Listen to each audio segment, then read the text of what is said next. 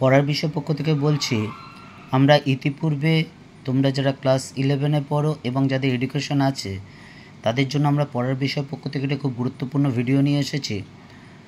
আমরা গ্রুপ এ ইউনিট 1-এ যে শিক্ষার অর্থ, ধারণা এবং লক্ষ্যসমূহ যে চ্যাপ্টারটা 10 নাম্বার আছে, সেই চ্যাপ্টারটা পার্ট 1 আমরা পূর্বে দিয়েছি। আজকে আমরা দ্বিতীয় পার্ট দিচ্ছি।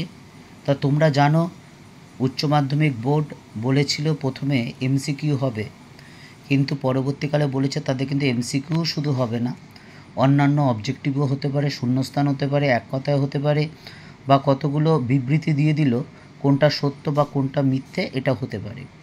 তোমরা জানো ইতিমধ্যে পর্ষদ উচ্চ মাধ্যমিক শিক্ষা সংসদ বলেছে 13ই সেপ্টেম্বর পরীক্ষা শুরু হবে এবং 30শে সেপ্টেম্বরের মধ্যে শেষ করতে হবে। কাজেই এর মধ্যে যে আমাদের প্রথম সেমিস্টার হবে এবং অবজেক্টিভ হবে এটা ঠিক, তবে অবজেক্টিভ এমসিকিউ হোক বা যাই হোক না কেন, আমরা পড়ার বিষয় পক্ষ থেকে একটু দেরিতে করে শুরু করেছি, কারণ যে বইগুলো তোমরা জানো বইগুলো দেরি করে বেরিয়েছে। আমরা স্কুল করছি, তোমরা দেখে নাও, তোমরা একটা আলাদা খাতায় লিখে নাও। এটা প্রথম চ্যাপ্টারের, তা 10 নম্বরের থাকবে। আর আরেকটা পর্ষদ বলেছে যে তোমরা জানো 40 নম্বরের পরীক্ষা হবে, লেখা পরীক্ষাটা 40 নম্বর হবে, আর প্রজেক্ট 10 নম্বর, টোটাল 50 নম্বর পার্ট সেমিস্টার 1-এ। সেমিস্টার 2-এ 50। 40 নম্বরের মধ্যে 60% হবে সোজা, মানে যেগুলো খুব কমন আসে, অর্থাৎ 24 নম্বর।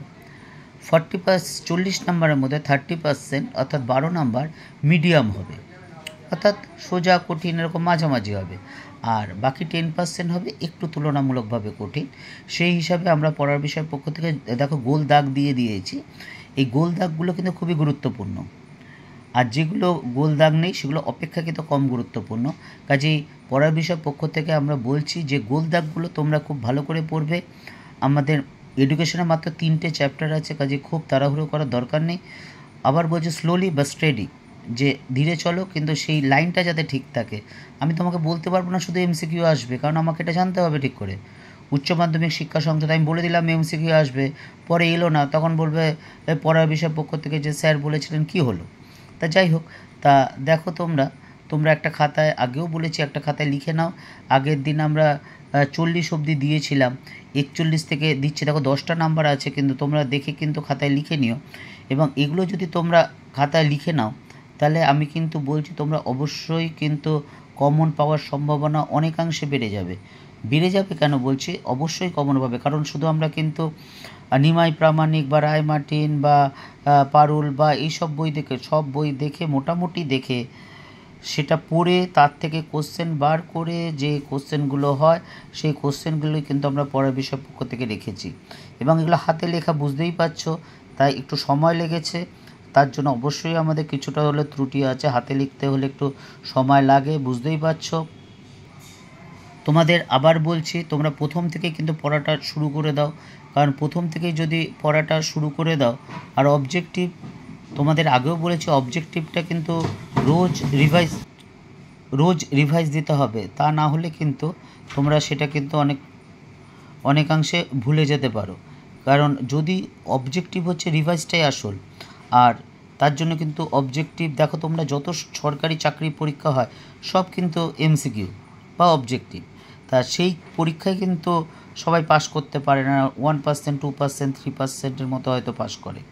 কাজে বুঝতেই পারছো, তার জন্য কিন্তু অনেক পড়াশোনা করতে হয় এবং রিভাইজ দিতে হয়, বারবার রিডিং পড়তে হয়। এবং তোমরা কিন্তু যদি প্রথম থেকে পড়াশোনা করো বা পরিশ্রম করো তাহলে কিন্তু তোমাদের অবশ্যই ভালো রেজাল্ট হবে। এক্ষেত্রে বিল গেটসের কথাটা আমি খুব বলি তোমাদের, আমি ক্লাসেও বলি শিক্ষার্থীদের, যে আমার সামনে ছাত্র যারা আছে, যে তিনি যে মেধাবীরা ব্যর্থ হয়, কিন্তু যারা পরিশ্রমী তারা কিন্তু জীবনে ব্যর্থ হয় না, ব্যর্থ হওয়া সম্ভব নয়, কারণ পরিশ্রমী কিন্তু জীবনের মূল মন্ত্র, মূল সাফল্যের চাবিকাঠি। কাজেই তোমরা পরিশ্রম করো, একটু পড়াশোনা করতেই হবে। ক্লাস 11-এ পড়েছো, এটা যদি একটু রুটিন করে পড়ো তাহলে অবশ্যই তোমাদের রেজাল্ট ভালো হবে। এবং আমরা পড়ার বিষয় পক্ষ থেকে যেগুলো দিয়েছি অবজেক্টিভগুলো, আমরা ইতিহাস, পল সায়েন্স, এডুকেশন দিয়েছি, ফিলোসফিটা আজকে বা কালকেই দেব দেখছি, হয়ে গেছে, অনেকটা একটু বাকি আছে, অসম্পূর্ণ অবস্থা আমি দিতে চাইছি না। তা যাই হোক, ফিলোসফি প্রথম চ্যাপ্টারটা দিয়ে দেবো, 2 নম্বর আছে। তা তোমাদের যদি দরকার হয় অবশ্যই দেখে নিও, বা চ্যানেলটা যদি ভালো লাগে অবশ্যই লাইক করো বা সাবস্ক্রাইব করো, যাতে আমরা পাঠালে তোমাদের বিষয়গুলো পাঠালে হিস্ট্রি, পল সায়েন্স, ফিলোসফি বা এডুকেশান তোমরা সাথে সাথে নোটিফিকেশান পাও। আরেকটা কথা, যদি কোনো কিছু প্রয়োজন হয় বা মনে হয় তোমার এটা ঠিক হচ্ছে না, তোমরা কিন্তু নির্দ্বিধায় বলতে পারো, কারণ তোমাদের জন্যই কিন্তু তোমরাই মূল। তোমাদের কোনটা ভালো হবে সেটা যদি আমাকে একটু গাইড করো বা একটু বলে দাও। আমার দীর্ঘ 23-24 বছর শিক্ষকতা থেকে যে অভিজ্ঞতা অর্জন করেছি, সেই অভিজ্ঞতা থেকে তোমাদের মধ্যে যদি কিছুটা দিতে পারি, চেষ্টা করছি আর কি, তাহলে যদি সেটা সাফল্য হয় সেটাই কিন্তু আমার জীবনে পড়া বিষয় পক্ষ থেকে একাকান্ত পাওনা। এইটুকুই। তোমাদের সেপ্টেম্বরে ফার্স্ট সেমিস্টার অবশ্যই পরীক্ষা ভালো হবে। তোমাদের সাথে কিন্তু আমাদেরও কিন্তু যারা শিক্ষকতা লাইনের সাথে যুক্ত আছে তাদেরও কিন্তু একটা পরীক্ষা, কারণ আমরা কতটা ঠিক করতে পারলাম, ঠিক করে বোঝাতে পারলাম, অগ্রিম শুভেচ্ছা রইল। তবে এইগুলো করলে কিন্তু অবশ্যই কমেন্ট পাবে, কারণ 3-4টে বই থেকে কিন্তু করা হয়েছে।